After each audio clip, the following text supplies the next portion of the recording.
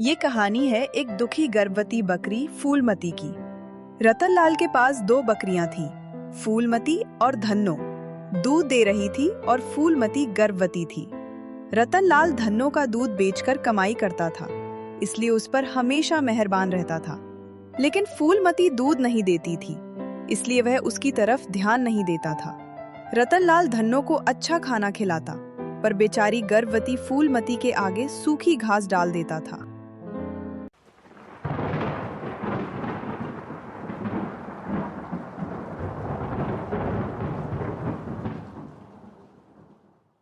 धन्नो बहन, देखो ना रतनलाल कितना लालची है।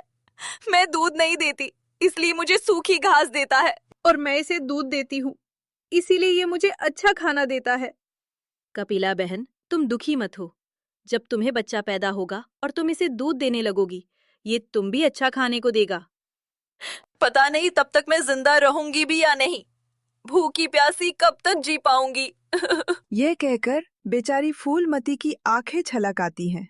धन्नो से फूलमती का रोना नहीं देखा जाता, तो वह फूलमती को समझाते हुए कहती है, धन्नो, रो मत बहन।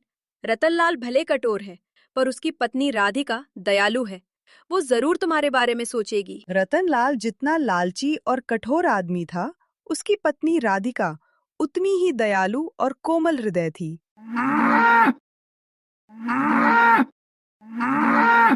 रतनलाल को फूलमती के आगे सूखी घास डालते देखती है, तो उसे बहुत बुरा लगता है।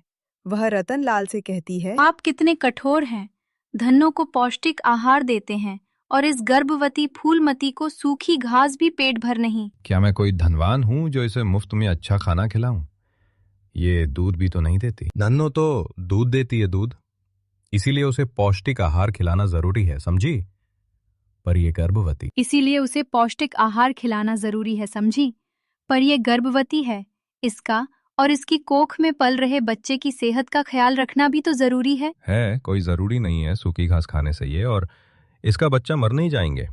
फूलमती के दूध से होने वाली आमदनी मैं इसके खाने पर नहीं लुटा सकता। ये कहकर रतनलाल चला जाता है और राधिका फूलमती की तरफ देखती है, तो उसकी आंखों से आंसू टपक रहे होते हैं। राधिका को फूलमती पर बहुत प्यार आता है और वह स्नेह से फूलमती का माथा सहलाते हुए कहती है, रो मत फूलमती, मैं जानती हूँ तू गर्भवती है। जा, मैं तेरी रस्सी खोल देती हूँ। धन्नो के साथ खाना खा ले। यह कहकर राधिका फूलमती की रस्सी खोल देती है और फूलमती धन्नो के खाने में मुंह मारने लगती है। यह देख गौरा बहुत खुश होती है और कहती है, बहन, तू पेट भरकर खाना खा ले, तेरा बच्चा भूखा होगा। उस दिन के बाद रतनलाल जैसे ही धन्नो और फूलमती को चारा डालता, राधिका चुपके से फूलमती की रस्सी खोल देती और धन्नो फूलमती के साथ थोड़ा पौष्टिक खाना खा लेती। फिर कुछ देर बाद राधिका आती और फूलमती को फिर से उसके खूंटे पर बांध जाती। मगर धन्नो को पूरी खुराक ना मिलने पर वह कम दूध देने लगती है।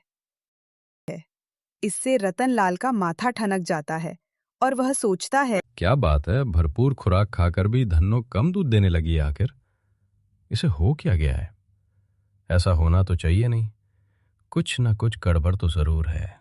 कोई गड़बड़ नहीं है, दूध तो कम ज्यादा होता ही रहता है ना। आप चिंता न करें धन्नो, 2-4 दिन में पहले की तरह दूध पर आ जाएगी। रतनलाल राधिका कहने पर बात को भूल तो जाता है, मगर फिर एक दिन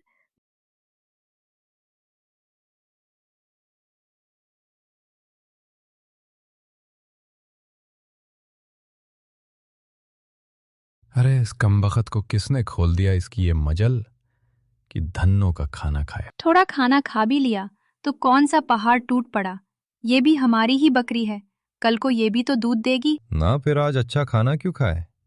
आज से पूरे 4 दिनों तक इसे सूखी घास भी खाने को ना दूंगा, तब अकल ठिकाने आएगी इसकी। इतना निर्दय मत बनिए, माता है और वो भी गर्भवती। इसे भूखी प्यासी रखा तो पाप लगेगा। अरे जो लगना है लग जाए, पर इसे सजा तो मिलेगी। और सुनो, जो तुमने इसे खाना दिया तो तुम्हें भी घर से निकाल दूंगा, समझी? ये कहकर रतनलाल फूलमती को उसके खूंटे पर मजबूती से बांध देता है। बेचारी गर्भवती बकरी खाना भी नहीं खा पाती।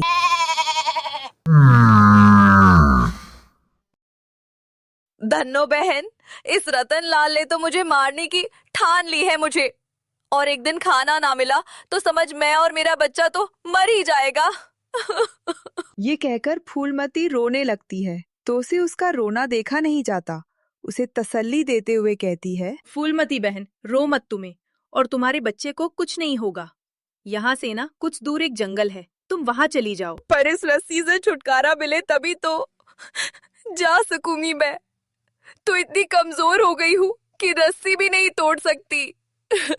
पर मुझ में बड़ी ताकत है, लाओ तुम्हारी रस्सी मैं तोड़ देती हूँ। ये कहकर धन्नो अपने मजबूत सींग से खूंटे पर बंधी रस्सी को तोड़कर फूलमती को आजाद कर देती है और कमजोर फूलमती किसी तरह उठकर खड़ी हो जाती है और कहती है, अच्छा बहन, धन्नो मैं चलती हूँ। अपना और अपने बच्चे का ख्याल रखना। ख्याल तो अब भगवान जी रखेगा बहन, जिंदा रही तो कभी जरूर मिलूंगी। यह कहकर फूलमती घर से निकल ली और धीरे धीरे चलते हुए जंगल में आ जाती है। जंगल पहुंचकर फूलमती खुश हो जाती है और कहती है, अरे यहाँ तो पानी का तालाब भी है और आसपास हरी हरी घास भी खड़ी है। पहले तो मैं पेट भरकर हरी घास खाऊंगी और फिर पानी पीऊंगी। करती है और फिर तालाब में पानी पीकर वहीं एक पेड़ के नीचे अपना आश्रय बना लेती है। इधर फूलमती के जाते ही रतनलाल अचानक बीमार पड़ जाता है। उसकी हालत बिगड़ती जाती है। वैद्य जी उसकी बीमारी को गंभीर बीमारी बताते हुए कहते हैं, रतन बेटा, तेरी बीमारी बड़ी गंभीर बीमारी है, पर मेरे पास इसकी दवाई है। उस दवाई से मैं ठीक तो हो जाऊंगा ना वैद्य जी? हो जाएगा ये। कुछ गोलियां हैं बेटा, शाम 2-2 गोलियां बकरी के दूध के साथ खा लेना, पर खाना बकरी के दूध के साथ ही, वरना बिल्कुल ना खाना। हमारे घर में तो बकरी दूध देती है वैद्य जी। बस ठीक है, फिर कोई दिक्कत नहीं, मैं चलता हूँ। कुछ देर बाद राधिका बकरी का दूध लेकर आती है और रतनलाल उस दूध से गोली खाने की सोचता है, मगर वो जैसे ही दूध का गिलास हाथ में लेता है, दूध अचानक से फट जाता है। अरे ये क्या राधिका, दूध तो फट गया। पर दूध तो ताजा था, फिर फट कैसे गया? रुको, मैं और दूध लेकर आती हूँ। रतन दवाई ही नहीं खा पाता और उसकी तबीयत बिगड़ने लगती है। ये कहकर राधिका और दूध लेकर आती है, मगर रतनलाल के हाथ में आते ही वो भी फट जाता है। कर राधिका जितनी बार दूध लाती है उतनी ही बार दूध फट जाता है। ये देख रतन परेशान हो जाता है और हैरानी से पूछता है, आखिर ये हो क्या रहा है राधिका, दूध इस तरह फट क्यों जाता है? तो भगवान ही जाने क्या हो रहा है। हो सकता है हमारा दूध खराब हो, आप धीरज रखिए। अब मैं ना बच पाऊंगा, पता नहीं भगवान मुझे किस पाप की सजा दे रहा है राधिका। और सताओ बकरी को, आप मानो या ना मानो, ये फूलमती पर जुल्म ठने की ही सजा मिल रही है बेचारी। पता नहीं जिंदा भी है या मर गई। राधिका, मैं पैसे के लालच में आके मैं बहुत बड़ा पाप कर बैठा। मुझे माता को सताना नहीं चाहिए था। ये कहकर रतन फूट फूट कर रोने लगता है। फिर समय बीतता जाता है और एक दिन फूलमती जंगल में एक स्वस्थ और सुंदर मेमना को जन्म देती है। अपने नटखट मेमना को देखकर फूलमती सोचती है, बहुत प्यारा और नटखट बेटा है मेरा, पर इसे लेकर जंगल में रहना खतरे से खाली नहीं है। किसी दिन बाघ या शेर का शिकार बन सकता है। क्यों ना इसे लेकर अपने घर वापस चली जाऊं? अब तो मैं दूध देती हूँ, इसीलिए रतन मेरी और मेरे बच्चे की अच्छे से देखभाल भी करेगा। हाँ, यही ठीक रहेगा। यही सोचकर फूलमती अपने मेमना को लेकर घर की तरफ चल पड़ती है।